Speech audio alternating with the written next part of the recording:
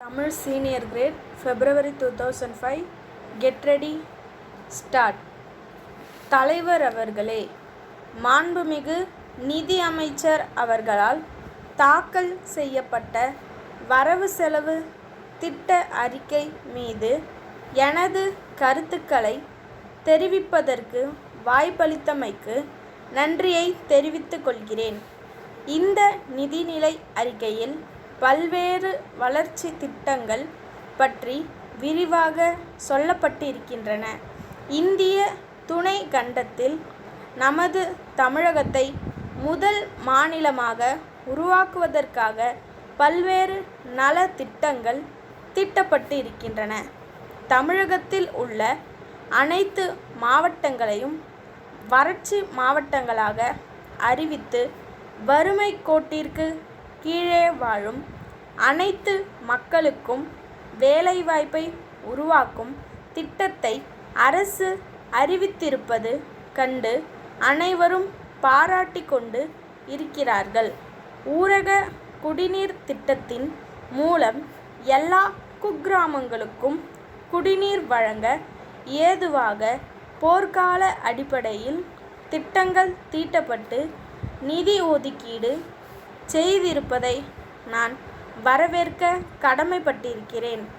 இந்த சந்தர்ப்பத்தில் அரசுக்கு ஒரு யோசனை சொல்ல விரும்புகிறேன். கிராமப்புறங்களுக்கான குடிநீர் திட்டத்தை வகுக்கும்போது அனைத்து வழியோர கிராமங்களை உள்ளடக்கி கூட்டு குடிநீர் திட்டத்தை உருவாக்கினால் எல்லா கிராமங்களுக்கும் குடிநீர் கிடைக்க வழி ஏற்படும் என்பதை தெரிவித்துக் கொள்கிறேன். நமது மாநிலம் வறட்சியினால் பாதிக்கப்பட்டு இருப்பதை உணர்ந்த இவ்வரசு வறட்சி நிவாரண திட்டத்தின் கீழ் நிதி உதவி அளித்ததோடு ஓராண்டுக்கான நிலவரியை ரத்து செய்திருப்பதை நான் பாராட்ட கடமைப்பட்டிருக்கிறேன். மேலும் விவசாயிகள் நடப்பாண்டில் பெற்றுள்ள குறுகிய கால கடன்களுக்கு செலுத்த வேண்டிய வட்டியை முழுமையாக தள்ளுபடி செய்து சாதனை படைத்ததற்காக இவ்வரசுக்கு நன்றி தெரிவித்துக் கொள்கிறேன்.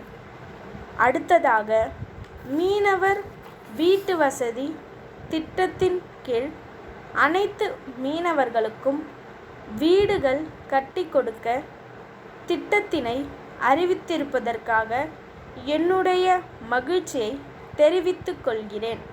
கடலில் மீன்பிடிக்க செல்ல முடியாத காலங்களில் மீனவர்களின் குடும்பங்களை பாதுகாக்கும் வகையில் 3 மாத காலத்திற்கு நிவாரண உதவியை வழங்க அரசு முன்வர வேண்டும் என்ற எனது கோரிக்கையை அரசுக்கு தெரிவித்துக் கொள்கிறேன். அதேபோன்று ஆதி திராவிடர்கள் மற்றும் மிகவும் பிற்படுத்தப்பட்டவர்களின் நலனுக்காகவும் பல்வேறு திட்டங்கள் இந்த நிதிநிலை அறிக்கையில் சொல்லப்பட்டிருக்கின்றன. ஆதி திராவிடர் இன மக்களின் குழந்தைகளுக்கு சைக்கிள்கள் வழங்குவதை போல மிகவும் பிற்படுத்தப்பட்ட மக்களின் குழந்தைகளுக்கும் வழங்க வேண்டுமென்று அரசை கேட்டுக்கொள்கிறேன். பொது சுகாதாரத்தை மேம்படுத்தவும் கிராமப்புறங்களில் உள்ள ஏழை எளிய மக்கள் தங்களுக்கு வைத்திய வசதியை பெற வேண்டும் என்பதற்காகவும் போதிய நிதி ஒதுக்கியிருப்பதை நான் வரவேற்கிறேன். கிராமப்புறங்களில் செயல்படும் ஆரம்ப சுகாதார நிலையங்களில் இடவசதி இல்லாததால் நோயாளிகளுக்கு படுக்கை வசதிகளை ஏற்படுத்தி தர வேண்டுமென்று கேட்டுக்கொண்டு என் உரையை நிறைவு செய்கிறேன். வணக்கம். வேலூரில் இருக்கும் சரவணபவ அரிசி ஆலை நிறுவனம், சென்னை கிழக்கு தாம்பரம் சண்முகம் சாலையிலுள்ள ரங்கா அரிசி மண்டி உரிமையாளருக்கு எழுதிய கடிதம். அன்புடையீர், நாங்கள் புதிதாக அரிசி அரைவை தொழிற்சாலையை ஆரம்பித்து உள்ளோம். வேலூர் மாவட்டம் சிறந்த ரக அரிசியை உற்பத்தி செய்வதில் முன்னோடி மாவட்டங்களில் ஒன்றாக திகழ்வதை தாங்கள் ஏற்கனவே அறிந்திருப்பீர்கள். நாங்கள் பொன்னி, சிறுமணி போன்ற உயர்ந்த ரக அரிசியை மிக சன்னமான முறையில் அரைவை செய்து தமிழகத்தில் உள்ள அனைத்து மொத்த வியாபாரிகளுக்கும் அனுப்பி வருகின்றோம்.